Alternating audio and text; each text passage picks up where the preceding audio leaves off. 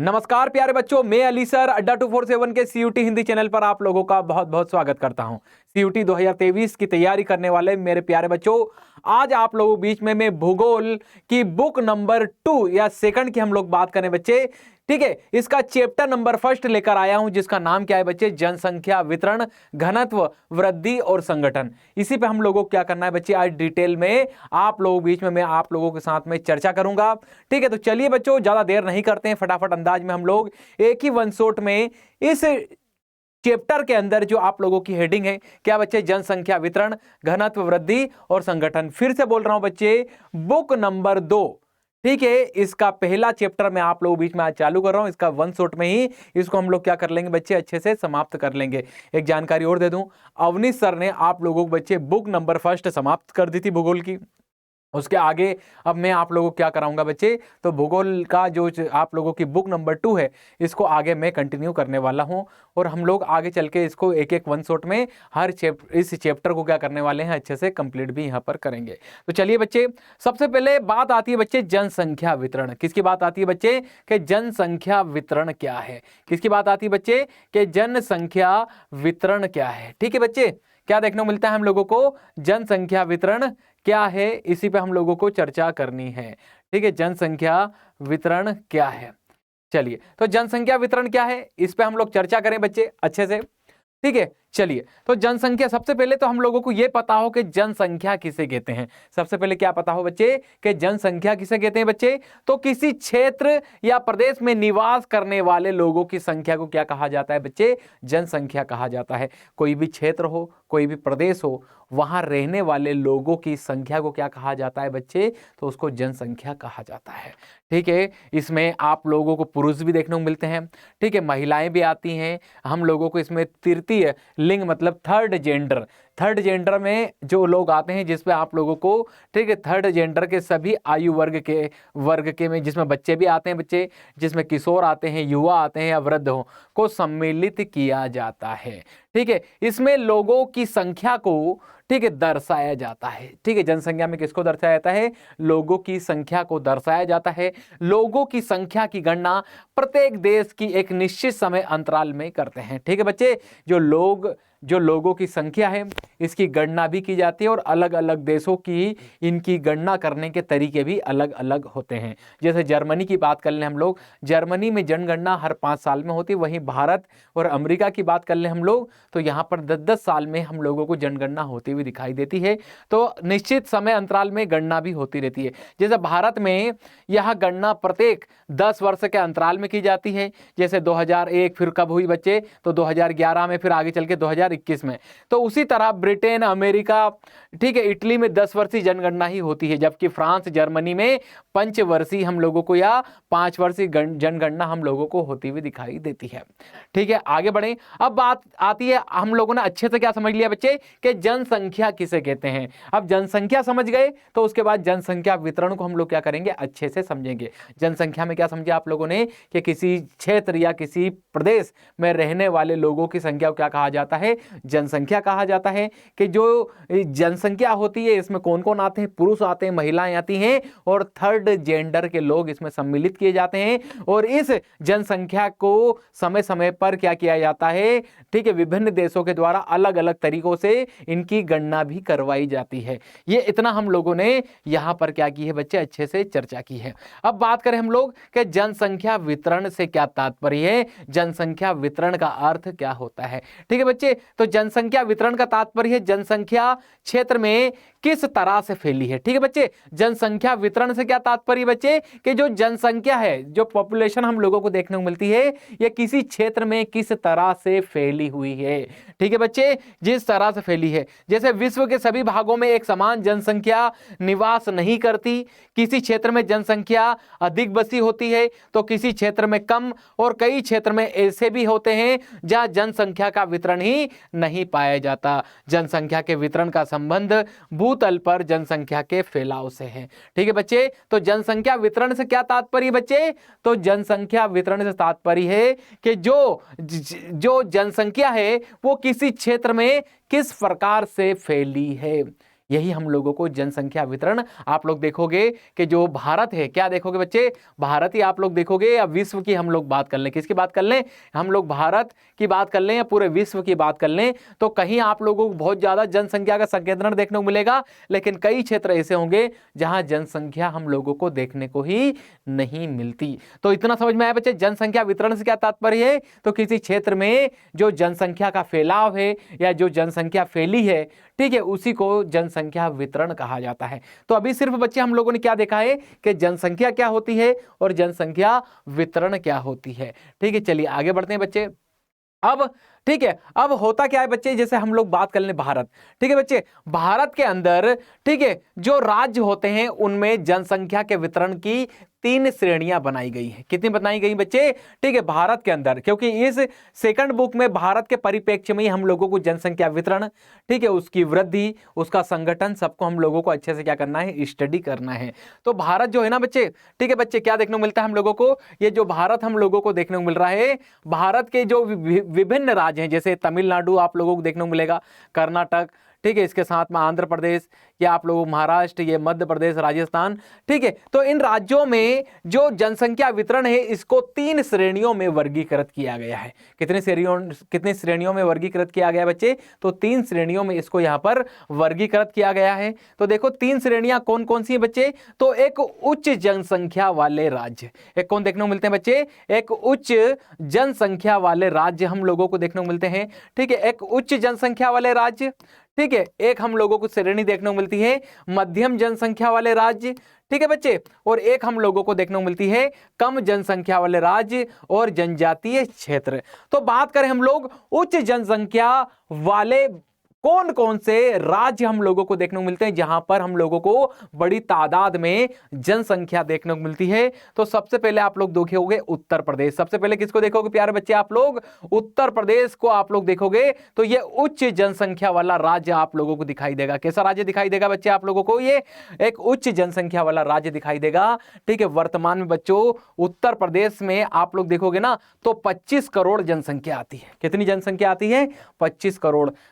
पूरे भारत में सबसे ज्यादा कहीं जनसंख्या पाई जाती है, ठीक है बच्चे, तो कहां पाई जाती है, उत्तर प्रदेश में। कितनी जनसंख्या है, तो 25 करोड़। इसीलिए देखो बच्चों, ठीक है, जनसंख्या वितरण में उच्च जनसंख्या वाले राज्यों में सबसे पहले नंबर पे किसे रखा गया है, तो उत्तर प्रदेश को रखा गया है, ठीक है बच्चे। 2000, ठीक है, हम लोग 23 की बात कर रहे हैं, तो वर्तमान में कितनी है, ठीक है, वही बात करें ना बच्चे 2011 की जो जनगणना हुई थी, तो यूपी के अंदर 19 करोड़ जनसंख्या थी। कितनी जनसंख्या थी बच्चे, तो 19 करोड़ जनसंख्या हम लोगों को यहां पर देखने को मिलती है, ठीक है। फिर दूसरा नंबर हम लोगों को इसका आता हुआ दिखाई देता है, तो महाराष्ट्र सेकंड नंबर पर देखने को मिलता है बच्चे, ठीक है। बिहार थर्ड पे, पश्चिम बंगाल, फिर मध्य प्रदेश, तमिलनाडु, राजस्थान, कर्नाटक, ठीक है, गुजरात, आंध्र प्रदेश। इन राज्यों में एक साथ 76% जनसंख्या रहती है, ठीक है बच्चे। इन राज्यों में आप लोग देखोगे ना तो कुल भारत की लगभग 76% जनसंख्या आप लोगों को इन्हीं राज्यों में देखने को मिल जाएगी। किन किन राज्यों में, तो उत्तर प्रदेश, महाराष्ट्र, बिहार, पश्चिम बंगाल, मध्य प्रदेश, तमिलनाडु, राजस्थान, कर्नाटक, गुजरात और आंध्र प्रदेश के अंदर, ठीक है। तो ये हम लोगों को उच्च जनसंख्या वाले राज्य देखने को मिलते हैं भारत के अंदर। फिर बात करें हम लोग मध्यम जनसंख्या वाले राज्य, तो इसमें कौन कौन आते हैं बच्चे, असम, ठीक है, हरियाणा, झारखंड, छत्तीसगढ़, केरल, पंजाब और गोवा, ठीक है बच्चे। ये इस श्रेणी में हम लोगों के द्वारा यहां पर रखे गए हैं इनको। आगे बढ़ते हैं बच्चे। अब देखो कम जनसंख्या वाले राज्य, किसकी बात करें हम लोग, कम जनसंख्या वाले राज्य में कौन कौन आता है बच्चे। कम जनसंख्या वाले राज्य में कौन कौन आता है, तो जम्मू कश्मीर, उत्तराखंड, हिमाचल प्रदेश, ठीक है, सभी पूर्वोत्तर के राज्य, सभी पूर्वोत्तर के राज्य, ठीक है बच्चे। सभी पूर्वोत्तर के राज्य मतलब किसको छोड़कर, यहां ब्रैकेट में लिखा है असम को छोड़कर, मतलब जितने भी पूर्वोत्तर मतलब ईस्ट के, ठीक है बच्चे, हम लोगों को जो राज्य देखने को मिलते हैं असम को छोड़ के। कौन कौन, असम को छोड़ दो तो कौन कौन बच्चे, तो सिक्किम की बात कर ले हम लोग, चाहे हम अरुणाचल प्रदेश की बात कर लें, नागालैंड की बात कर लें, मिजोरम की बात करें, मेघालय की बात करें बच्चे, ठीक है, त्रिपुरा की बात करें, ठीक है, मणिपुर की बात करें, ये सारे राज्य, ठीक है, ये हम लोगों को कम जनसंख्या वाले राज्य में हम लोगों को देखने को मिलते हैं। और केंद्र शासित जो प्रदेश होते हैं, ठीक है, ये भी इसमें किसको छोड़कर बच्चे, दिल्ली को छोड़कर, ठीक है बच्चे। तो ये सब कम जनसंख्या वाले जिलों राज्यों में आते हैं। बच्चों एक चीज बताऊं, यहां से आप लोगों की एग्जाम में क्वेश्चन कैसे पूछे जा सकते हैं, ठीक है, क्योंकि सीयूटी में तो क्वेश्चन आएंगे ना बच्चे, एमसीक्यू आएंगे। अब आप लोगों से ऐसा क्वेश्चन दे देगा कि निम्न में से कौन उच्च जनसंख्या वाले जिले हैं, ठीक है, उसका जोड़ी मिलान करने को दे देगा, कैसा भी दे देगा, या इसी क्वेश्चन को ऐसे दे दे कि निम्न में से कौन एक उच्च जनसंख्या वाला राज्य नहीं है। ऐसे यहां से आप लोगों से पूछ सकता है कि निम्न में से कौन एक मध्यम जनसंख्या वाला राज्य नहीं है। तो कौन कौन है ये, इसका आप लोगों को अच्छे से पता होना चाहिए, ठीक है। कौन कौन लिखे बच्चे हैं, असम लिखा है, हरियाणा लिखा है, झारखंड लिखा है, छत्तीसगढ़ लिखा है, केरल लिखा है, पंजाब लिखा है, गोवा, ये सब मध्यम जनसंख्या वाले हैं, ठीक है बच्चे। चलिए वही बात करें, फिर क्वेश्चन आप लोगों से ऐसा पूछ ले कि कम जनसंख्या वाले राज्यों की श्रेणी में कौन कौन आते हैं। तो असम को छोड़ के पूर्वोत्तर के सारे राज्य बच्चे, ठीक है, दिल्ली को छोड़कर जो केंद्र शासित प्रदेश जो दूसरे बच जाते हैं 6, ठीक है, उसकी बात कर लें। और जम्मू कश्मीर और उत्तराखंड, ये सभी किस में आते हैं, तो कम जनसंख्या वाले राज्यों में आते हैं, ठीक है। इतना क्लियर हुआ। चलिए आगे बढ़ते हैं, चलिए आगे बढ़ें।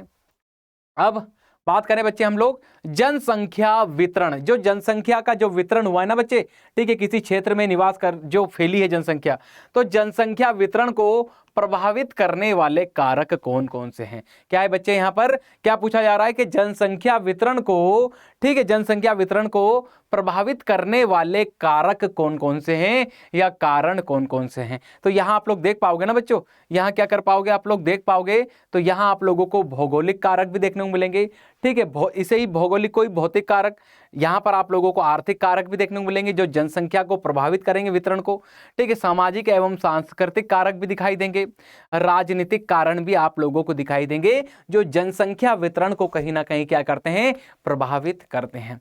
जैसा कि हम लोग बात करें बच्चे सबसे पहले भौगोलिक कारकों की, सबसे पहले किसकी बात करें हम लोग बच्चे, ठीक है, भौगोलिक कारक क्या जनसंख्या वितरण को प्रभावित करते हैं, तो बिल्कुल बच्चे करते हैं। सबसे पहला पॉइंट क्या है इसमें, जल की उपलब्धता।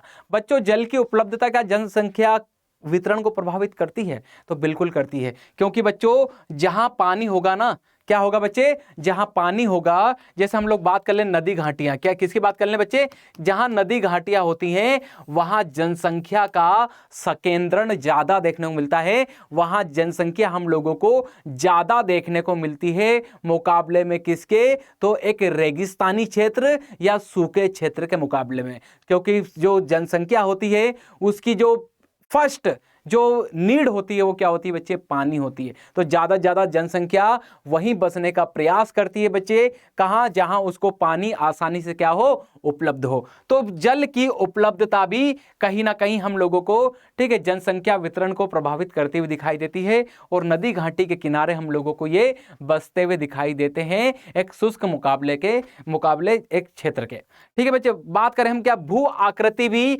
जनसंख्या वितरण को प्रभावित करती है, तो बिल्कुल बच्चे जनसंख्या वितरण को प्रभावित करती है भू आकृतियां। एक बच्चे एक क्षेत्र है पहाड़ी क्षेत्र, एक कैसा क्षेत्र है, एक पहाड़ी क्षेत्र है, और एक क्षेत्र है मैदानी। एक कैसा क्षेत्र है, एक क्षेत्र है मैदान, और एक क्षेत्र कैसा है बच्चे, तो पहाड़ी है। तो लोग कहां रहना पसंद करेंगे बच्चे, तो वो पसंद करेंगे मैदान में, ठीक है बच्चे। तो मैदान और पहाड़, तो पहाड़ी वाले क्षेत्र जो भू आकृतियां हैं उस पर कहीं ना कहीं जो लोग होते हैं वो उस क्षेत्र को अवॉइड करते हैं, किसके मुकाबले में, तो मैदानी क्षेत्र के मुकाबले में। तो अधिकांश जो आप लोगों को देखने को मिलेगा ना बच्चे, जो जनसंख्या का आप लोगों को संकेंद्रण या वितरण आप लोगों को मैदानी जो क्षेत्र होते हैं उनमें ज्यादा देखने को मिलता है मुकाबले किसके, तो पहाड़ी क्षेत्रों के, ठीक है। तो ये भू आकृतियां भी एक कारक बनती हैं किसका, जनसंख्या वितरण को प्रभावित करने में। या क्लाइमेट, जलवायु प्रभावित करती है जनसंख्या वितरण को, तो बिल्कुल करती है। क्यों, क्योंकि बच्चों आप लोग देखोगे ना कि जो गर्म वाले क्षेत्र होते हैं, ठीक है बच्चे, कैसे क्षेत्र होते हैं, गर्म या जो शुष्क होते हैं, वहां जनता या जो जनसंख्या होती है ना बच्चे, ये रहने से कहीं ना कहीं कतराती है। वो कहीं ना कहीं ठंडे क्षेत्रों में, कौन से क्षेत्र में, ठंडे क्षेत्रों में रहना ज्यादा पसंद करती है। तो जलवायु भी एक अहम भूमिका निभाती है जनसंख्या वितरण, ठीक है, को प्रभावित करने में। चलिए आगे बात करें, क्या आर्थिक कारण है, क्या आर्थिक कारण हम लोगों को दिखाई देते हैं? क्या कोई आर्थिक कारण है जो जनसंख्या वितरण को प्रभावित करता है? तो बिल्कुल बच्चे, ठीक है। तो सबसे पहले बात कर ले हम लोग किसकी? खनिज की।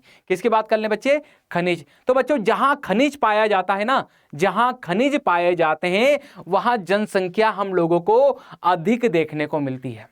क्या देखने को मिलती है? क्योंकि जहां खनिज पाए जाएंगे वहां हम लोगों को क्या देखने को मिलेगा? उद्योग देखने को मिलेगा, बिजनेस देखने को मिलेगा। तो लोग ज्यादा, ठीक है, कहीं ना कहीं जहां खनिज क्षेत्र होते हैं उसके आसपास ज्यादा हम लोगों को बसते हुए भी दिखाई देते हैं, ठीक है। फिर बात करें क्या नगरीकरण, ठीक है, किसी क्षेत्र का नगरीकरण होता है तो क्या यह प्रभावित करता है किसको? तो जनसंख्या वितरण को। तो बिल्कुल बच्चे, आप लोग देखोगे ना, जैसे किसी क्षेत्र का नगरीकरण हुआ, किसी क्षेत्र का क्या हुआ बच्चे? नगरीकरण हुआ, वो एक शहर बना, वहां आप लोग देखोगे नगरीकरण हुआ तो वहां हर चीज आप लोगों को देखने को मिलेगी, वहां व्यापार, उद्योग, ठीक है, तमाम ऐसे अवसर पनपते हुए दिखाई देंगे। तो जो ग्रामीण लोग होते हैं ना बच्चे, कौन होते हैं? ग्रामीण जो लोग होते हैं वो गांव छोड़ के कहां जाते हैं? नगर की ओर आते हैं। तो ये भी जनसंख्या वितरण को कहीं ना कहीं प्रभावित करता है। कौन? नगरीकरण। क्या औद्योगिकरण करता है? तो बिल्कुल यह भी नगरीकरण से ही जुड़ा हुआ दिखाई देगा, क्योंकि नगरों के अंदर उद्योग होगा तो ग्रामीण जो लोग होंगे वो उन इंडस्ट्रियों में काम करने के लिए हम लोगों को आते हुए दिखाई देते हैं। तो आर्थिक कारण भी हैं जो जनसंख्या वितरण को क्या करते हैं बच्चे? प्रभावित करते हैं, ठीक है। चलो आगे बढ़ते हैं बच्चे। सामाजिक और सांस्कृतिक कारणों की बात करें, क्या ये कोई कारण है जिससे जनसंख्या वितरण प्रभावित होती है?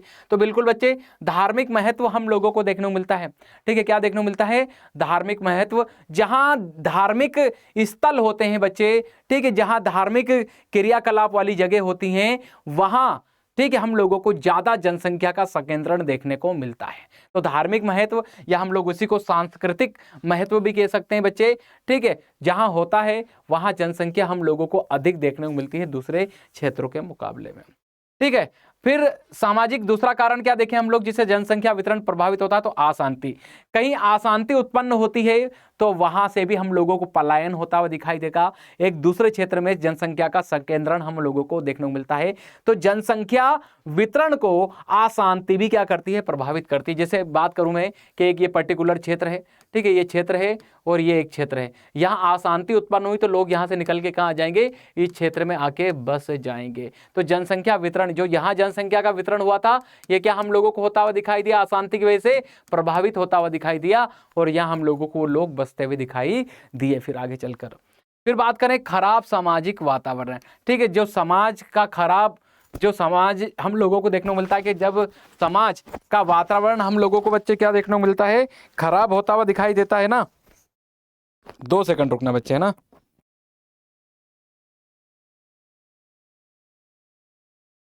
चलिए, तो बच्चों जब हम लोगों को समाज के अंदर खराब वातावरण देखने को मिलता है ना, इससे भी कहीं ना कहीं जनसंख्या हम लोगों को जो उसका वितरण होता है यह हम लोगों को उसका प्रभावित होता हुआ दिखाई देता है, ठीक है। अब बात करें क्या कुछ राजनीतिक कारण होते हैं जिससे जनसंख्या वितरण प्रभावित होती है? तो बिल्कुल राजनीतिक कारण भी होते हैं जिससे जनसंख्या वितरण प्रभावित होती है। अस्थिर राजनीतिक स्थिति, ठीक है, एक ये कारण, और एक खराब कानून व्यवस्था, ठीक है। जैसे बात कर लूँ आप लोगों को जम्मू कश्मीर, ठीक है, खराब कानून व्यवस्था, बड़े तादाद में लोग वहां से क्या कर गए बच्चे? पलायन कर गए। जैसे कश्मीर पंडितों की बात करूं, ठीक है बच्चे, तो एक जो जनसंख्या का वितरण किया था प्रकृति ने, ठीक है, वो कहीं ना कहीं प्रभावित हुआ आगे चलकर। किसके कारण? जब कानून व्यवस्था वहां पर क्या हुई? खराब हुई। तो ये सब कारण है बच्चे क्या, जो जनसंख्या वितरण को क्या करते हैं? प्रभावित हम लोगों को करते हुए दिखाई देते हैं। इतना क्लियर हुआ बच्चे? इतना क्लियर हुआ आप लोगों को? आगे बढ़ूं? चलिए आगे बढ़ते हैं, आगे बढ़ते हैं बच्चे, चलिए। अब बात करें भारत में जनसंख्या, ठीक है बच्चे। अब किसकी बात करेंगे? भारत में जनसंख्या की, ठीक है। चलो देखो बच्चों, भारत में जो जनसंख्या है ना, ठीक है, जनसंख्या, लोगों की संख्या, इसको गिनने का काम, ठीक है, इसके द्वारा किया जाता है। गृह मंत्रालय के अंदर जनगणना डिपार्टमेंट आता है बच्चे, उसी के द्वारा। तो भारत में जनगणना का भी एक लंबा इतिहास है, ठीक है, उस पर थोड़ी सी हम लोग चर्चा कर लें, फिर इस वन शॉट को हम लोग आगे बढ़ाते हैं। देखो बच्चों, भारत में जनगणना की शुरुआत 1872 में लॉर्ड मेयो के कार्यकाल में हुई थी। ठीक है बच्चे, कब होती हुई दिखाई दी हम लोगों को? तो 1872 में। बच्चों, भारत की पहली जनगणना 1872 में लॉर्ड मेयो कौन है बच्चे? तो उस समय हम लोगों को ये वायसराय देखने को मिलते हैं। इन्हीं के द्वारा पहली बार जनगणना कराई गई थी भारत के अंदर। ठीक है, लेकिन आगे चल के बात करें, क्या ये जनगणना नियमित हुई, और हुई तो कब से हुई? ठीक है बच्चे, तो देखो भारत में नियमित मतलब, ठीक है, रेगुलर बेस पे हम लोगों को जनगणना कब से होती हुई दिखाई देती है? तो बच्चे, तो भारत में नियमित जनगणना की शुरुआत 1881 में लॉर्ड, ठीक है बच्चे, तो लॉर्ड कौन? तो लॉर्ड इरविन, सॉरी बच्चे, लॉर्ड रिपन, यहां लिख देता हूं मैं, लॉर्ड रिपन। ठीक है बच्चे, यहां पर नाम थोड़ा सा गलत लिखा था बच्चे। ठीक है, बात करें भारत में नियमित जनगणना की शुरुआत कब से हुई? तो 1881 में लॉर्ड रिपन के कार्यकाल में हुई थी। ठीक है बच्चे, ये आप लोगों से सीयूटी के अंदर यहां से क्वेश्चन पूछे जाएंगे, क्या कि भारत में नियमित जनगणना की शुरुआत, देखो पहली बार जनगणना कब हुई? तो इसका आंसर क्या होगा? 1872 में लॉर्ड मेयो के कार्यकाल में हुई थी। लेकिन नियमित उसने सिर्फ कराई थी, लेकिन उसको यह नहीं पता था कि मैं आगे चल के कंटिन्यू कराऊंगा इसे, कोई प्रावधान नहीं था। लेकिन 1881 में लॉर्ड रिपन ने कहा कि भारत में हर 10 साल में, हर कितने साल में बच्चे? हर 10 साल में क्या होगी? जनगणना करवाई जाएगी। क्या करवाई जाएगी? तो जनगणना करवाई जाएगी। ठीक है, और देखो 1881 की जो भारत की पहली नियमित जनगणना थी ना, इस जनगणना के आयुक्त कौन थे? तो डब्ल्यू प्लोडन हम लोगों को देखने को मिलते हैं। कौन देखने को मिलते हैं बच्चे? डब्ल्यू प्लोडन हम लोगों को देखने को मिलते हैं। ये भी आप लोगों से क्वेश्चन पूछा जा सकता है कि पहले जनगणना आयुक्त कौन थे? तो डब्ल्यू प्लोडन हम लोगों को देखने को मिलते हैं। वही बात करें हम लोग, वही स्वतंत्र भारत की पहली जनगणना, स्वतंत्र भारत मतलब 1947 में हम लोग जब आजाद हुए, ठीक है, तो भारत स्वतंत्र भारत की पहली जनगणना कब होगी? तो सीधी बात है 1951 के समय जनगणना हम लोगों को होती हुई दिखाई देती है। और इसके आयुक्त कौन थे? तो R.A. गोपाल स्वामी हम लोगों को देखने को मिलते हैं। देखो बच्चों, स्वतंत्र भारत की पहली जनगणना कब हुई? तो 1951 में हम लोगों को देखने को मिलती है। और इसके आयुक्त कौन थे बच्चे? तो R.A. गोपाल स्वामी हम लोगों को देखने को मिलते हैं। ठीक है बच्चे, चलिए अब आगे बात करें। वैसे बता दूं बच्चों आप लोगों को कि आधुनिक विश्व में सर्वप्रथम व्यवस्थित रूप से जनगणना कराने का श्रेय स्वीडन को जाता है। किसको जाता है? स्वीडन को जाता है, जहां 1749 में पहली बार जनगणना कराई गई थी। वहीं बात करें हम लोग 10 की जनगणना की शुरुआत 1790 से अमेरिका के द्वारा की गई थी। हर 10 साल में बच्चे, हर 10 साल में जनगणना कराने की शुरुआत किसके द्वारा की गई थी? अमेरिका के द्वारा की गई थी। 10 की है, हर 10 साल में 10 की जनगणना की शुरुआत अमेरिका के द्वारा करवाई गई थी। लेकिन पहली बार जनगणना कब हुई थी? तो स्वीडन में हम लोगों को देखने को मिलती है। कब? 1749 के आसपास। ठीक है, तो ये हम लोगों ने थोड़ा सा जनगणना का इतिहास देखा है अभी। अब हम लोग भारत में, ठीक है, भारत की जनसंख्या को हम लोग यहाँ पर क्या डालने वाले हैं? प्रकाश डालने वाले हैं 2011 की जनगणना के अनुसार। किसके अनुसार बच्चे? 2011 की जनगणना के अनुसार। तो देखो बच्चों, अब क्योंकि लास्ट बार हमारे यहाँ पर जो जनगणना हुई थी वो कब हुई थी बच्चे? 2011 में। ठीक है, और लेटेस्ट कब होना थी? 2021 में। लेकिन हमारे यहाँ कोरोना आया और कोरोना के कारण सरकार अब तक जनगणना नहीं करा पाई है। ठीक है, तो लास्ट बार हमारे यहाँ जनगणना मतलब लोगों को कब गिना गया था? ठीक है, तो 2011 में। और उसी के आंकड़े आप लोगों से सीयूटी यहाँ पर पूछ सकता है, और उसने पूछे भी हैं। ठीक है, तो बात करें 2011 की जनगणना के अनुसार भारत की कुल जनसंख्या कितनी थी? तो बच्चे कितनी थी? तो ठीक है बच्चे, 1 अरब 21 करोड़। ठीक है, 1 अरब 21 करोड़ आप लोगों को कितने देखने को मिलती है? 1 अरब 21 करोड़ आप लोगों को। ठीक है, और 8,54,977 आप लोगों को लोग भारत में देखने को मिलते हैं। ठीक है बच्चे, ये परफेक्ट डाटा था 2011 की जनगणना का। फिर से बोल रहा हूं बच्चों, 2021 में जनगणना नहीं हुई है। इसका कारण क्या है? तो भारत में जो कोरोना जो महामारी आई बच्चे, इसके कारण हमारे यहाँ अभी तक जनगणना नहीं हो पाई है। ठीक है, चलिए आगे बढ़ते हैं। अब आप लोग देखोगे ना, इस 1 अरब 21 करोड़ 8,54,977 में, इसमें आप लोग देखोगे ना तो 62 करोड़, ठीक है, 32,70,258, मतलब लगभग 51.47% पुरुष आप लोगों को देखने को मिलेंगे। ठीक है बच्चे, 62 करोड़ के आसपास, ठीक है, आप लोग देखोगे तो पुरुष जनसंख्या है। वहीं बात करें 58 करोड़ के आसपास आप लोग देखोगे ना, लगभग कितना, तो 48.53% आप लोग देखोगे तो महिलाएं आप लोगों को देखने को मिलेंगी। कितनी महिलाएं बच्चों, इन परसेंटेज को भी आप लोगों को याद रखना है, इस संख्या को भी आप लोगों को याद रखना है, यहाँ महिलाओं की संख्या आप लोगों को याद रखना है, ये परसेंटेज आप लोगों को क्या करना है, अच्छे से याद रखना है। आप लोगों से एग्जाम में ये भी पूछा जा सकता है।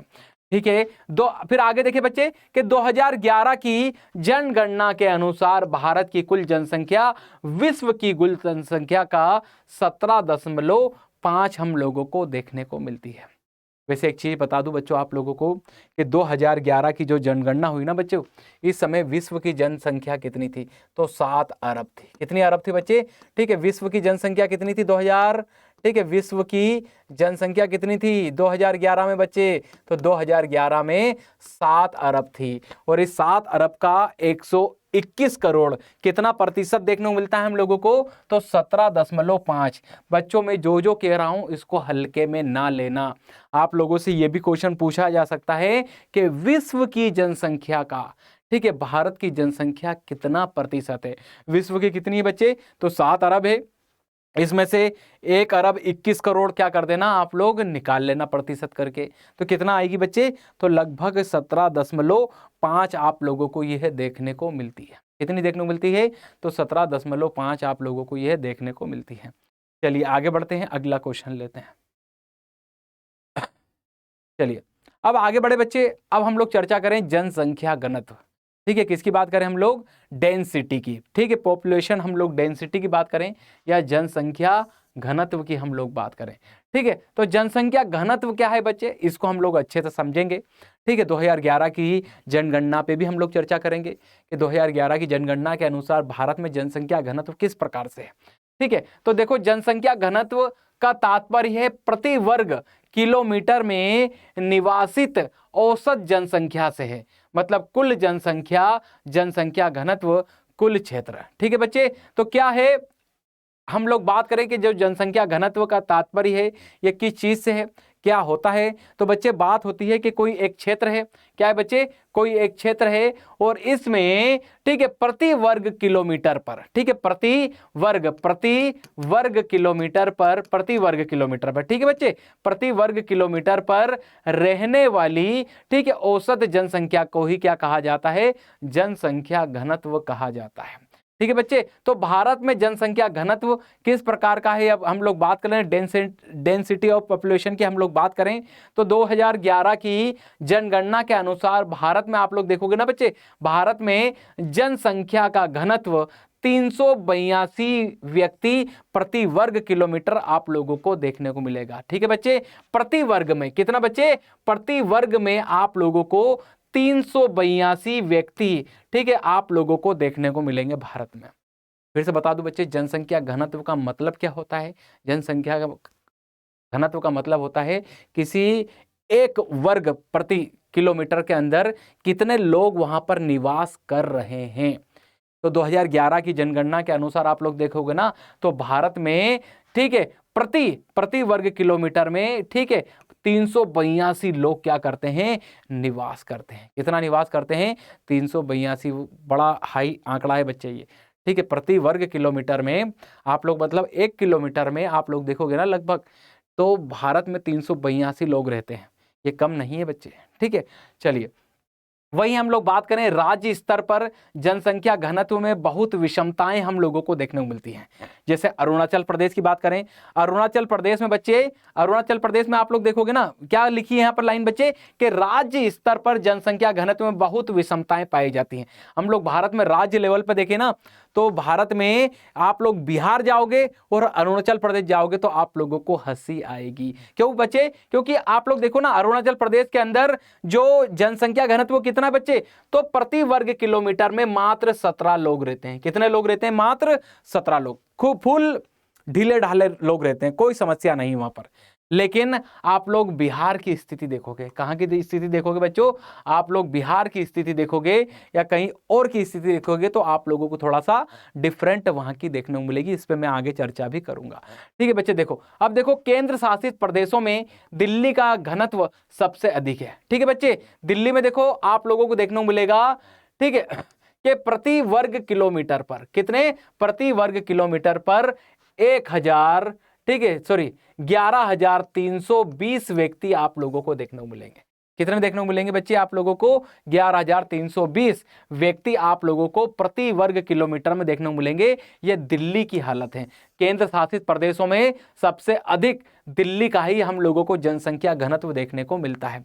वही बात करें एक और केंद्र शासित प्रदेश है अंडमान निकोबार। अंडमान निकोबार की हालत क्या बच्चे, देखो प्रति वर्ग किलोमीटर में मात्र 46 लोग ही यहां पर रहते हैं। दिल्ली में तो एक के ऊपर एक बैठ गए लोग, इतनी जनसंख्या है, ठीक है, दिल्ली के अंदर, लेकिन वहीं अंडमान निकोबार में मात्र 46 लोग ही प्रति वर्ग किलोमीटर में रह रहे हैं।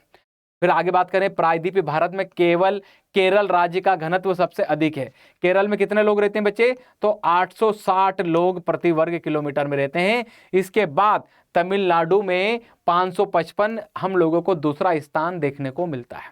ठीक है, चलिए आगे बढ़ते हैं। अब आगे बात करें हम लोग सर्वाधिक जनसंख्या घनत्व वाले 5 राज्य। ठीक है बच्चे, किस पे चर्चा करें कि सर्वाधिक ऐसे 5 राज्य जहां पर जनसंख्या घनत्व, डेंसिटी ऑफ पॉपुलेशन की हम लोग बात करें जहां सबसे ज्यादा है, तो पहले नंबर पे कौन आता है बच्चे, बिहार आता है। पहले पे कौन आता है बच्चे, तो बिहार हम लोगों को देखने को मिलता है। बिहार में बच्चे प्रति वर्ग किलोमीटर में, ठीक है बच्चे, ये प्रति वर्ग किलोमीटर में यहाँ 1106 लोग रहते हैं। कितने लोग रहते हैं, 1106 लोग। पश्चिम बंगाल में आप लोग देखोगे, ठीक है, तो दूसरा स्थान है, 1028 लोग होते हैं। केरल में 860, उत्तर प्रदेश में 829, हरियाणा में 573।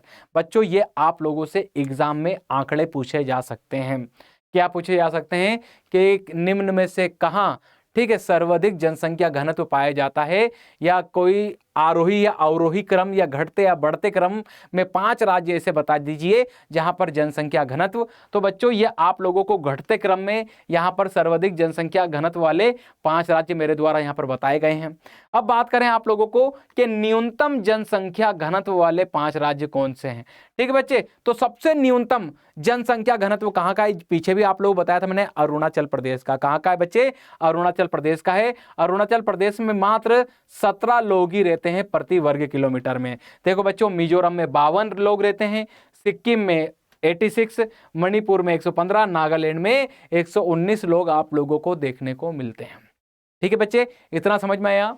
चलिए आगे बढ़ूं, चलिए आगे बढ़ते हैं। अब बात करें जनसंख्या वृद्धि। ठीक है बच्चे, किसकी बात करेंगे हम लोग आगे चलकर, अब जनसंख्या वृद्धि पर हम लोग चर्चा करने वाले हैं। जनसंख्या वृद्धि क्या है, ठीक है, तो 2 विभिन्न समय बिंदुओं के मध्य, ठीक है, किस पे चर्चा करने वाले हैं बच्चे, तो दो विभिन्न समय बिंदुओं के मध्य जनसंख्या के होने वाले शुद्ध परिवर्तन को जनसंख्या वृद्धि कहते हैं। ठीक है बच्चे, कि 2 विभिन्न समय बिंदुओं के मध्य, ठीक है, क्या होने वाले बच्चे, तो जनसंख्या में शुद्ध जो परिवर्तन होता है उसी को क्या कहा जाता है, तो जनसंख्या वृद्धि कहा जाता है। ठीक है बच्चे, जनसंख्या की वास्तविक वृद्धि की गणना के लिए ये फॉर्मूला है। ठीक है बच्चे, ये भी आप लोगों से एग्जाम में पूछा जा सकता है। ठीक है, कि जनसंख्या की वास्तविक वृद्धि की जो गणना है वो किसके माध्यम से की जाती है, तो जनसंख्या की वास्तविक वृद्धि के लिए जितने लोगों ने जन्म लिया है और कितने लोग मरे हैं, ठीक है, इसको माइनस किया जाता है बच्चे, और आप्रवास प्लस उत्प्रवास को आपस में क्या किया जाता है बच्चे, माइनस में किया जाता है। और यहाँ का जो माइनस किया और यहाँ का जो माइनस किया, फिर जो बचा बच्चे, ठीक है, जैसे जन्म और मृत्यु, कितने लोगों ने जन्म लिया बच्चे, उदाहरण के 4, मरे कितने, ठीक सॉरी, जन्म लिया 6 लोगों ने, मरे कितने, 4 मरे, तो यहाँ कितने बच जाएंगे, 2 बच जाएंगे। ठीक है, और आप्रवास, ठीक है बच्चे, आप्रवास यहाँ कितना आप्रवास हुआ, यहाँ हम लोग बात कर लें 10, ठीक है, उत्प्रवास कितना हो गया, 4 हो गया, तो यहाँ इसको माइनस करेंगे तो कितने, तो 6। अब इन दोनों को टोटल कर देंगे तो कितना आ जाएगा बच्चे, तो टोटल 8 लोग निकल आएंगे इससे। ठीक है, तो कितनी वृद्धि हुई वास्तविक वृद्धि, तो 8 की यहाँ पर वृद्धि होगी। इस फॉर्मूले से ही जनसंख्या वृद्धि को निकाला जाता है, वास्तविक वृद्धि को। ठीक है, अब बात करें जनसंख्या की वृद्धि दर किसे कहते हैं। किसकी बात करें कि जनसंख्या की वृद्धि दर किसे कहते हैं। किसी विशेष क्षेत्र में विशेष समयावधि में होने वाले जनसंख्या परिवर्तन को जब प्रतिशत में व्यक्त किया जाता है तो उसे जनसंख्या वृद्धि दर कहते हैं। समझ में आया बच्चों क्या कहना चाह रही है ये लाइन? ये कहना चाह रही है कि किसी विशेष क्षेत्र में विशेष समयावधि में एक विशेष टाइम पीरियड के अंदर, ठीक है, होने वाली जनसंख्या परिवर्तन को जब प्रतिशत में व्यक्त किया जाता है तो उसे जनसंख्या वृद्धि दर कहा जाता है। क्या कहा जाता है उसे? तो उसे जनसंख्या वृद्धि दर कहा जाता है। ठीक है, चलिए आगे बढ़ते हैं बच्चे। अब देखो भारतीय जनसंख्या वृद्धि दर, किस पे चर्चा करेंगे बच्चे हम लोग? भारतीय, ठीक है, भारतीय जनसंख्या वृद्धि की 4 प्रवृत्तियां हैं। ठीक है, कितनी प्रवृत्तियां हैं? 4 प्रवृत्तियां हैं या 4 उसकी अवस्थाएं। इन चारों अवस्थाओं को एक एक करके बारी बारी से हम लोगों को क्या करना है बच्चे? अच्छे से समझना है। जनसंख्या वृद्धि की कितनी प्रवृत्तियां हैं बच्चे? तो 4 प्रवृत्तियां हम लोगों को देखने को मिलती हैं। पहली आप लोग देखोगे तो प्रवस्था फर्स्ट, ठीक है, इसमें हम लोगों को भारत की जो जनसंख्या वृद्धि हुई ना बच्चे, ठीक है, कब से कब तक के बीच में? 1901 से लेकर ठीक है 1921 तक। ठीक है बच्चे, कब से कब तक? तो 1901 से 1921 के मध्य यहां आप लोग देखोगे तो स्थिर वृद्धि की अवधि रही है। ठीक है, स्थिर मतलब ना तो कम हुई है बहुत ज्यादा, ठीक है, स्थिर मतलब एक समान हम लोगों को बनी हुई यहां पर दिखाई देती है। ठीक है बच्चे, तो 1921 से पहले की हम लोगों को क्या देखना है? जनसंख्या वृद्धि देखना है, और इसको क्या कहा जाता है? स्थिर वृद्धि की अवधि या स्थिर वृद्धि की काल हम लोग इसको कह सकते हैं। ठीक है, दूसरा इसके बाद हम लोग किसको देखेंगे? तो प्रवस्था सेकंड। ठीक है बच्चे, प्रवस्था सेकंड या पार्ट 2 में हम लोग बात करें तो 1921 से 1951 के बीच में, ठीक है, जनसंख्या वृद्धि जो हुई ना, इसको निरंतर वृद्धि की अवधि कहा जाता है या इसे निरंतर वृद्धि का काल कहा जाता है। ये कब से कब तक चला? तो 1921 से 1951 तक चला है। ठीक है, तीसरी अवस्था देखो बच्चों, प्रवस्था थर्ड, इसमें 1951 से 1981 के बीच में, ठीक है, जो जनसंख्या की जो वृद्धि हुई इसे तीव्र वृद्धि की अवधि भी कहा जाता है। इसे क्या कहा जाता है? तीव्र वृद्धि का काल भी इसको कहा जाता है, 1951 से 1981 के बीच में। ठीक है, चौथी अवस्था की बात करें प्रवस्था 4, इसमें 1981 से वर्तमान तक हम लोगों को क्या देखने को मिलती है? जनसंख्या में वृद्धि हम लोगों को देखने को मिलती है, और इसमें किस नाम से इस हेडिंग को क्या कहा गया? घटती, ठीक है बच्चे, क्या कहा गया इसको? घटती वृद्धि की अवधि या घटती वृद्धि का काल इसको कहा गया है। ठीक है, 1981 से 2023 तक आप लोग देखोगे तो जो जनसंख्या वृद्धि है वो लगातार क्या हो रही है? घट रही है। इन चारों अवस्थाओं को एक एक करके देखते हैं। इन चारों को क्या करते हैं बच्चे? एक एक करके देखते हैं। फिर से सुन लेना, ठीक है, जो इसकी अवस्था नंबर 1 है या प्रवस्था है बच्चे, यह स्थिर वृद्धि का काल कहा जाता है इसको। ठीक है, इस प्रवस्था सेकंड को बच्चे निरंतर वृद्धि का काल कहा जाता है। ठीक है, इस थर्ड वाले को तीव्र वृद्धि का काल कहा जाता है। ठीक है, और चौथे अवस्था को कहा जाता है घटती वृद्धि की, ठीक है, काल इसको कहा जाता है। यहां से भी आप लोगों से एग्जाम में क्वेश्चन पूछे जा सकते हैं। ठीक है, इन कालों से आप लोगों को जोड़ी मिलान करवा सकता है। क्या करवा सकता है? सीयूटी आप लोगों से इसका जोड़ी मिलान करवा सकता है, तो आप लोगों को इनको अच्छे से रटना है। ठीक है, चलिए आगे समझते भी हैं इसको बच्चों हम लोग। अब आगे समझते हैं पहली प्रवस्था। देखें किसकी बात करें? तो प्रवस्था नंबर फर्स्ट। ठीक है, प्रवस्था नंबर फर्स्ट पे हम लोग चर्चा करें। ठीक है, तो प्रवस्था नंबर फर्स्ट की हम लोग बात करें बच्चे इसमें, तो कब से कब तक? तो 1901 से 1921 तक। ठीक है बच्चे, इन 20 साल में हम लोग देखें ना, कितने साल में? इन 20 साल में जनसंख्या में क्या वृद्धि हुई? तो नहीं बच्चे, यह स्थिर वृद्धि की अवधि है। कैसी अवधि है? इस स्थिर वृद्धि। ठीक है, आप लोग देखोगे ना तो 1901 से 1921 की अवधि को भारत की जनसंख्या की वृद्धि की स्थिर अवस्था कहा जाता है, क्योंकि इस अवधि में वृद्धि दर अत्यंत निम्न रही। समझ रहे हैं ना बच्चों? इस काल में, ठीक है, इस अवधि के अंदर या इस काल के अंदर भारत में जो जनसंख्या की क्या होना थी? बढ़ोतरी होना थी, वो बढ़ोतरी ना होकर क्या हुई बच्चे? वो हम लोगों को निम्न देखने को मिलती है। ठीक है, यहां तक कि बच्चों आप लोग देखोगे ना, यहां तक कि 1911 से 1921 के दौरान ऋणात्मक वृद्धि दर हम लोगों को देखने को मिलती है। क्या देखने को मिलती है बच्चे? ऋणात्मक वृद्धि दर हम लोगों को देखने को मिलती है। कैसी ऋणात्मक बच्चे? तो यहां आप लोग देखोगे ना, तो भारत की जो जनसंख्या वृद्धि जो होना थी उसमें 77 लाख लोग कम पाए गए। क्या पाए गए बच्चे? तो माइनस में 77 लाख जनसंख्या चली गई बच्चे। तो यहां इसे महान विभाजक वर्ष भी कहा जाता है बच्चे। किसे कहा जाता है? इस 1911 से 1921 के बीच का जो टाइम पीरियड है इसे महान विभाजक वर्ष के नाम से जाना जाता है। क्यों? क्योंकि इसमें आप लोग देखोगे जो भारत की जनसंख्या में बढ़ोतरी होना थी उसके मुकाबले में उल्टा माइनस में कितनी कमी आई बच्चे? तो माइनस में 77 लाख की हम लोगों को कमी आती हुई दिखाई देती है। अब बात ये आती है कि इतनी कमी आई क्यों, इसके कारण क्या थे? तो बच्चे कई सारे कारण इसके गिनाए जाते हैं। जैसे इसी दौरान आप लोग देखोगे तो अकाल और भूखमरी, कौन सी बच्चे? अकाल व भूखमरी हम लोगों को देखने को मिलती है। भूखमरी हम लोगों को देखने को मिलती है। दूसरी चीज, एक बीमारी फैली बच्चे, स्पेनिश, ठीक है बच्चे, स्पेनिश फ्लू, ठीक है बच्चे, स्पेनिश फ्लू भी एक कारण हम लोगों को देखने को मिलती है।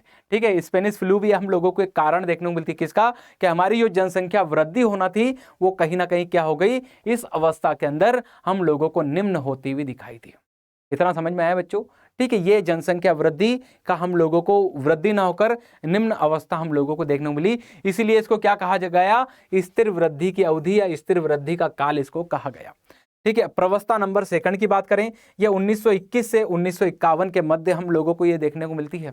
इसमें हम लोग बात करें तो इस अवधि में जनसंख्या वृद्धि निरंतर बढ़ती गई, क्योंकि स्वास्थ्य सेवाओं में वृद्धि के कारण मृत्यु दर में कमी आई। इसीलिए इस अवधि को मृत्यु प्रेरित वृद्धि कहा जाता है। ठीक है बच्चे, इस दौर में आप लोग देखोगे ना तो स्वास्थ्य गतिविधियों में हम लोगों को क्या होती हुई दिखाई दी? ग्रोथ होती हुई दिखाई दी। मृत्यु दर में कमी आई, और मृत्यु दर में कमी आई ना तो जनसंख्या में हम लोगों को निरंतर क्या होती हुई दिखाई देगी? वृद्धि होती हुई दिखाई देगी। तो इसीलिए इस काल को निरंतर वृद्धि का काल क्या किया जाता है बच्चे? तो कहा जाता है। चलिए आगे बढ़ते हैं। अब देखो प्रवस्था थर्ड, किसकी बात करें? तो प्रवस्था हम लोग थर्ड की बात करें। ठीक है, इसे तीव्र वृद्धि की अवधि कहा जाता है, जैसा कि मैंने आप लोगों को पीछे भी बताया बच्चे। ठीक है, इस अवधि को भारत में जनसंख्या विस्फोट की अवधि के नाम से भी जाना जाता है। विकास कार्यों में तेजी, बेहतर चिकित्सा सुविधाओं, बेहतर जीवन स्तर के कारण मृत्यु दर में तीव्र ह्रास हुआ, कमी आई, और जन्म दर में उच्च वृद्धि देखी गई। इसीलिए इसे तीव्र वृद्धि की अवधि भी कहा जाता है प्रवस्था थर्ड को। प्रवस्था 4 की बात करें, 1981 से लेकर आज तक की बात करें तो इसमें घटती वृद्धि की अवधि हम लोगों को इसको कहा जाता है। तो क्या हुआ बच्चे इसमें? तो 1981 से वर्तमान तक वैसे तो देश की जनसंख्या की जो वृद्धि दर थी वो ऊंची बनी रही, परंतु इसमें धीरे धीरे मंद गति से घटने की प्रवृत्ति भी पाई जाती है। ठीक है, विवाह की औसतन आयु में वृद्धि होना, स्त्रियों की शिक्षा में सुधार व जनसंख्या में नियंत्रण के कारगर उपायों ने इस वृद्धि को घटाने में क्या की थी बच्चे? वृद्धि। तो बच्चों इस काल में घटती वृद्धि दर की अवधि ये क्या चीज है बच्चे? तो अब इस अवधि में 1981 से आप लोग देखोगे ना तो जो मानव रहा वो हम भारतीय मानव, ठीक है, वो महत्वाकांक्षी हुआ। ठीक है, आप लोग देखोगे ना तो विवाह की औसतन आयु में क्या हो गई? वृद्धि होगी। पहले विवाह आप लोग बाल विवाह होते थे 12 से 16 वर्ष की आयु में, लेकिन 1981 के बाद से कहीं ना कहीं इसमें गिरावट आई। विवाह फिर होने लगे कब बच्चे? तो 22 से 25। ठीक है, और वर्तमान में तो और हालत आप लोग देखोगे तो 35 साल तक शादी होती है।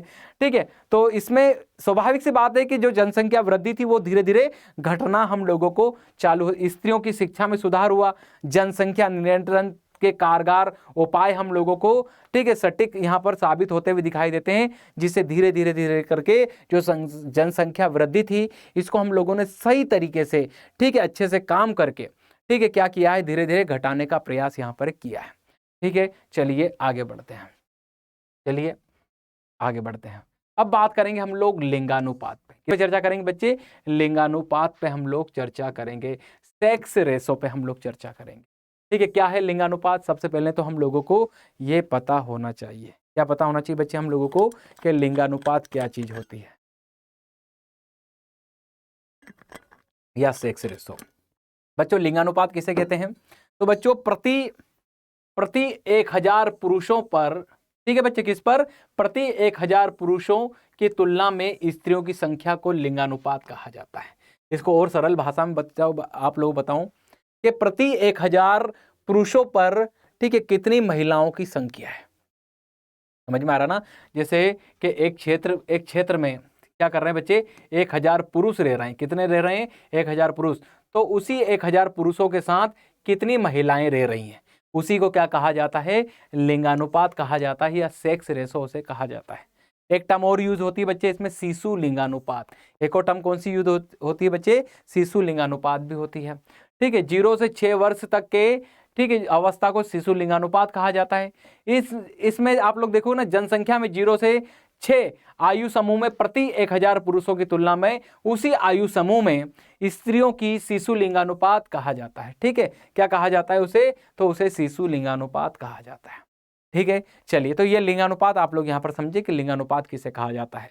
लेकिन अभी हम लोगों को आंकड़े देखना है कि भारत में कहाँ कहाँ किन किन राज्यों में लिंगानुपात की क्या स्थिति है, कहाँ महिलाओं की संख्या बहुत ज़्यादा कमी है, ठीक है, और कहीं कहीं हम लोगों को क्या देखने को मिलता है कि कहाँ इसमें हम लोगों को अधिकता देखने को मिलती है।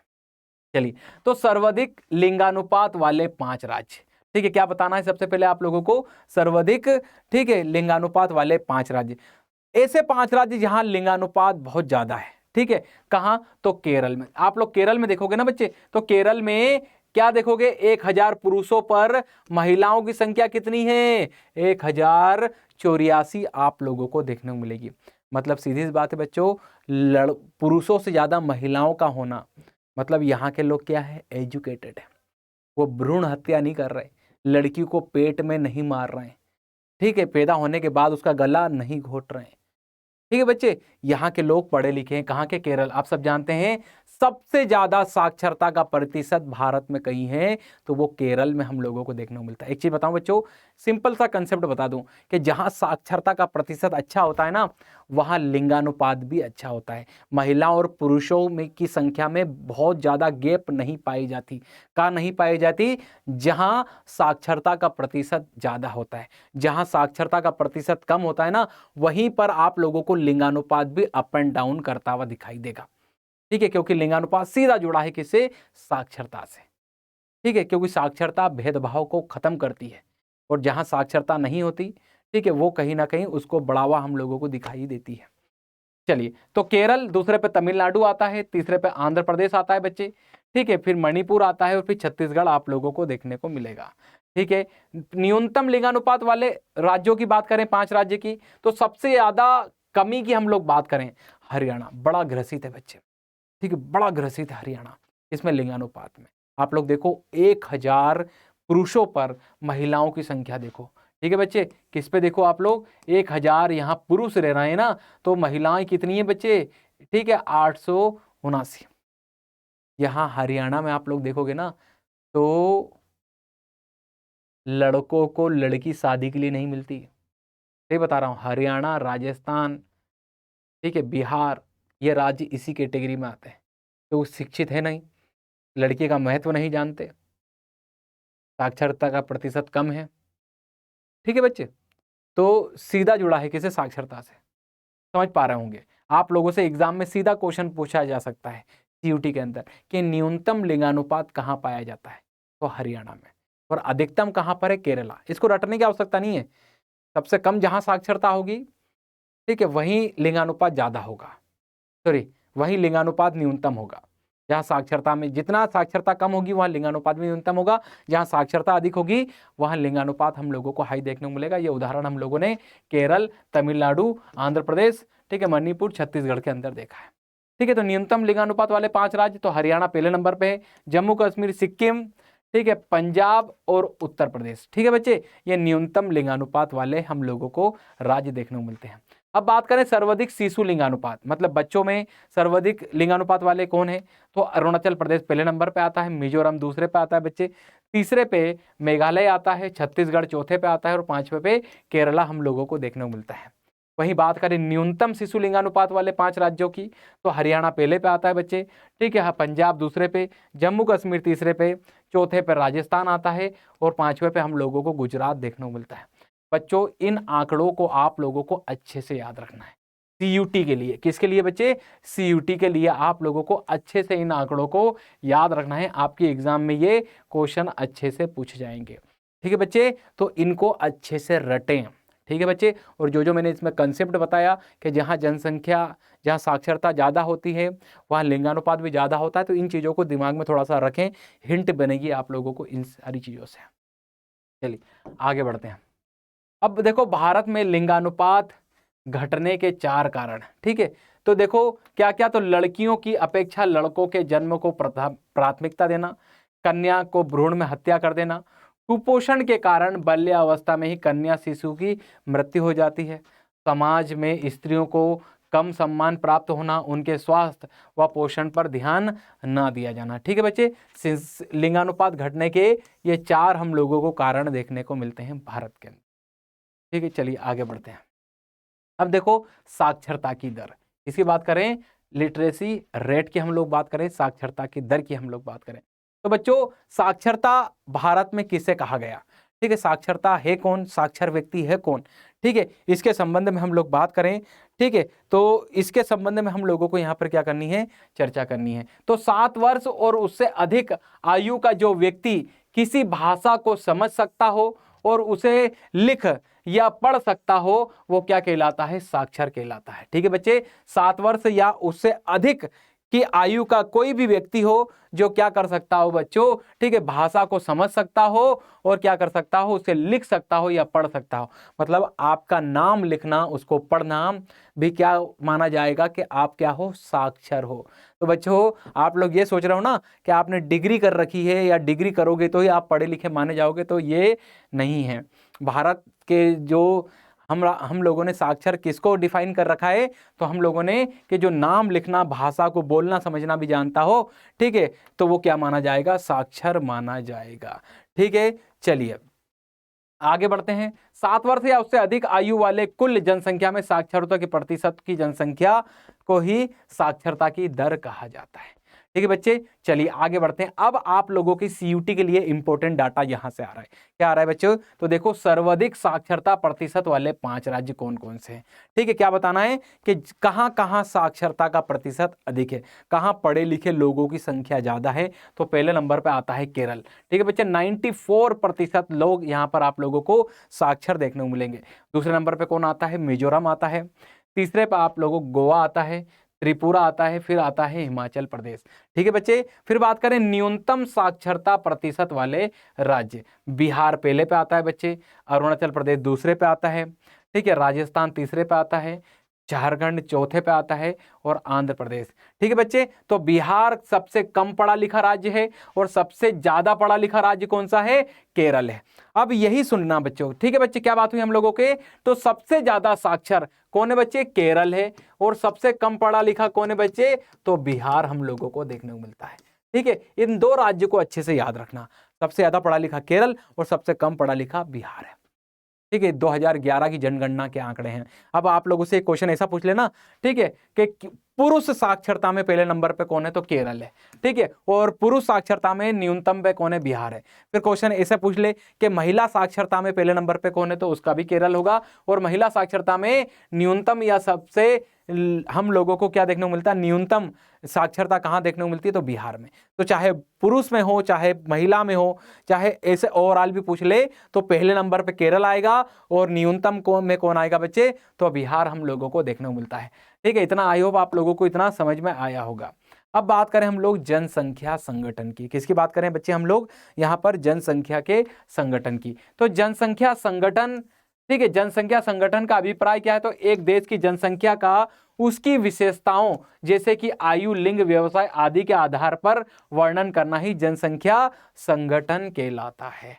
ठीक है बच्चे, तो ये हम लोगों को जनसंख्या संगठन की बात हुई। अब बात करें भाषाई वर्गीकरण। ठीक है, भारत में भाषाई वर्गीकरण की बात करेंगे जनसंख्या में। तो देखो भारत में बोली जाने वाली भाषाओं को मुख्य रूप से 4 परिवारों में बांटा गया है। ठीक है बच्चे, भारत में जो भाषाएं बोली जाती है ना, ठीक है। वैसे भारत बहुभाषी, कई सारी भाषाएं यहाँ पर बोली जाती हैं, लेकिन जितनी भी भाषाएं बोली जाती हैं उन्हें 4 समूह में बांटा गया है या 4 परिवारों में उन्हें बांटा गया है। कौन कौन से? तो एक तो है भारतीय यूरोपीय परिवार, जिसे आर्य परिवार की भाषा कहा जाता है, एक द्रविड़ परिवार, एक ऑस्ट्रिक और एक चीनी तिब्बती परिवार कहा जाता है। ठीक है, एक एक करके हम लोग डिटेल में इनको पढ़ते हैं। सबसे पहले भारतीय यूरोपीय परिवार, ठीक है, जैसे आर्य परिवार के नाम से भी जाना जाता है। इसमें कुल जनसंख्या का लगभग 3/4 भाग आर्य भाषाएं यहाँ पर बोलता है। ठीक है बच्चे, भारत की कुल जनसंख्या का लगभग 3/4, कितना बच्चे? 3/4 भाग आर्य भाषाएं बोलता है। ठीक है, इस परिवार की भाषाओं का संकेंद्रण पूरे उत्तरी भारत में है। इसमें हिंदी मुख्य भाषा है। ठीक है बच्चे, तो जो पूरा भारत है ना बच्चे, पूरा भारत, पूरे भारत में आप लोग देखोगे तो 3/4, कितना बच्चे? 3/4, ठीक है, भारतीय यूरोपीय भाषा परिवार से ही आते हैं। इसमें हिंदी हम लोगों को मुख्य भाषा देखने को मिलती है। दूसरा आता है द्रविड़ भाषा परिवार, कुल जनसंख्या का लगभग 5वां भाग द्रविड़ भाषा बोलता है। इस परिवार की भाषाएं मुख्यतः प्रायद्वीपीय पठार तथा छोटा पठार के क्षेत्रों में बोली जाती हैं। इस परिवार में तेलुगु, तमिल, कन्नड़, मलयालम मुख्य भाषाएं हम लोगों को देखने को मिलती हैं। ठीक है, सामान्यतः कहाँ बोली जाती हैं बच्चे? तो दक्षिण भारत में इनको बोला जाता है। ठीक है, कौन कौन सी? द्रविड़ परिवार की। दक्षिण भारत को द्रविड़ प्रदेश के नाम से भी जाना जाता है, इसीलिए द्रविड़ प्रदेश के नाम से इसलिए जाना जाता है क्योंकि यहाँ द्रविड़ भाषाएं बोली जाती हैं। जैसे हम लोग बात करें आंध्र प्रदेश में क्या बोली जाती है? तेलुगु बोली जाती है। ठीक है, तमिलनाडु में तमिल बोली जाती है, कर्नाटक में कन्नड़ बोली जाती है, और मलयालम में हम लोगों को क्या देखने को मिलती है? सॉरी, केरल में हम लोगों को मलयालम देखने को मिलती है। ठीक है, चलिए आगे बढ़ते हैं। अब आर्थिक स्तर की दृष्टि से भारत की जनसंख्या को 3 वर्गों में बांटा जा सकता है। ठीक है बच्चे, आर्थिक स्तर की दृष्टि से भारत की जनसंख्या को 3 वर्गों में क्या किया जाता है बच्चे? बांटा जाता है। ठीक है, तो कौन कौन सी आर्थिक दृष्टि से? तो एक मुख्य श्रमिक होते हैं, एक सीमांत श्रमिक होते हैं, और एक आश्रमिक होते हैं। ठीक है बच्चे, इन तीनों को अच्छे तरीके से हम लोगों को समझना है। आर्थिक स्तर से भारतीय जनसंख्या को हम लोग 3 भागों में बांट रहे हैं। आर्थिक, इकोनॉमिकल हम लोग देखें तो देखो, मुख्य श्रमिक कौन होते हैं? वह व्यक्ति जो एक वर्ष में कम से कम 183 दिन काम करता है, वह मुख्य श्रमिक कहलाता है। बच्चों, आप लोगों से ये सीयूटी में पूछ सकता है कि मुख्य श्रमिक किसे कहा जाता है? तो जो व्यक्ति एक वर्ष में 183 दिन काम करता है वह मुख्य श्रमिक कहलाता है। ठीक है, सीमांत श्रमिक किसे कहते हैं? तो वह व्यक्ति जो एक वर्ष में 183 दिन में से कम 1 दिन काम करता है। ठीक है, 183 दिनों में से कम दिन काम करता है। समझना बच्चे हैं, सीमांत श्रमिक किसे कहते हैं? कि वह व्यक्ति जो एक वर्ष में 183 दिनों से कम काम करता है वो सीमांत श्रमिक कहलाता है। ठीक है बच्चे, तो मुख्य श्रमिक और सीमांत श्रमिक में अंतर क्या है? तो जो मुख्य श्रमिक होते हैं वो 183 दिन से क्या करते हैं? अधिक काम करते हैं या उतने काम करते हैं, लेकिन ये 183 दिन से कम काम करते हैं, इसलिए सीमांत श्रमिक कहलाते हैं। आश्रमिक किसे कहा जाता है? आश्रमिक, नाम में ही आश्रमिक मतलब कोई श्रम नहीं करते, मतलब जो व्यक्ति बेरोजगार होता है उसे आश्रमिक कहा जाता है। ठीक है, फिर बात करें हम लोग, चलिए, देश की जनसंख्या में किशोरों का क्या योगदान है? ठीक बच्चे, किशोर, तो बच्चों देखो 10 से 19 वर्ष की आयु के लोगों को क्या कहा जाता है? किशोर कहा जाता है। ठीक है, किशोर जनसंख्या का मूल्य अत्यधिक है। भविष्य में उनसे आशाएं होती हैं कि इन पर, ठीक है, देश का विकास व उन्नति निर्भर होती है। किशोर वर्ग जल्दी सुबह हो जाता है और उनका मार्गदर्शन करना आवश्यक होता है। ठीक है बच्चे, तो किशोरों के योगदान। फिर बात करें किशोरों के मार्गदर्शन के लिए सरकार के द्वारा क्या क्या कदम उठाए गए हैं? किसके लिए बच्चे? किशोरों के, ठीक है, मार्गदर्शन के लिए, क्योंकि वो सुबोध हो जाते हैं, बहुत जल्दी मार्ग भटक जाते हैं, तो इनके मार्गदर्शन के लिए सरकार क्या कर रही है? ठीक है, तो इनके लिए राष्ट्रीय युवा नीति 2003 के अंतर्गत युवाओं के चहुमुखी विकास पर बल दिया गया है। ठीक है, देशभक्ति व उत्तरदायी नागरिकों के गुणों का विकास करना। ठीक है, युवाओं की प्रभावी सहभागिता, सुयोग्य नेतृत्व के संदर्भ में उनको क्या करना? सशक्त करना। महिलाओं और लड़कियों के सशक्तिकरण पर क्या देना? बल दिया गया है। ठीक है, चलिए आगे बढ़ते हैं बच्चे। अब बात करें आगे चलकर कि राष्ट्रीय युवा नीति क्या है। किसकी बात करें कि राष्ट्रीय युवा नीति क्या है? तो बच्चे, भारत सरकार द्वारा राष्ट्रीय युवा नीति 2003 में क्या की गई थी? घोषित की गई थी। और राष्ट्रीय युवा नीति रही बच्चे, इसके मुख्य उद्देश्य क्या थे? तो युवाओं व किशोरों के चहुमुखी विकास पर क्या देना है, बल देना है। उनके गुणों का बेहतर मार्गदर्शन देना ताकि देश के रचनात्मक विकास में वे अपना क्या दे सकें, योगदान दे सकें। ठीक है, उनमें देशभक्ति व उत्तरदायी नागरिकता के गुणों को क्या किया जा सके, बढ़ावा दिया जा सके। चलिए अब बात करें हम लोग आर्थिक गतिविधियों में स्त्रियों की कम प्रतिभागिता के क्या कारण है। ठीक है बच्चे, जो आर्थिक हमारे यहाँ पर गतिविधियां होती हैं उनमें महिलाओं की कम जो सहभागिता है, कम उनका जो हम लोगों को पार्टिसिपेंट देखने को मिलता है वो कम क्यों है, इसके क्या कारण है बच्चे। तो संयुक्त परिवार प्रथा, जॉइंट फैमिली होता है, ठीक है, उसके कारण जो महिलाएं होती हैं उसमें उनको घर से बाहर, ठीक है, आर्थिक काम में जाना कहीं ना कहीं अच्छा नहीं समझा जाता संयुक्त परिवार में। ठीक है, तो ये कारण है। निम्न सामाजिक व शैक्षणिक स्तर, ठीक है, समाज का निम्न स्तर होना, जो एजुकेशन का जो स्तर है वो बिल्कुल लो होना, ठीक है, ये भी एक कारण है।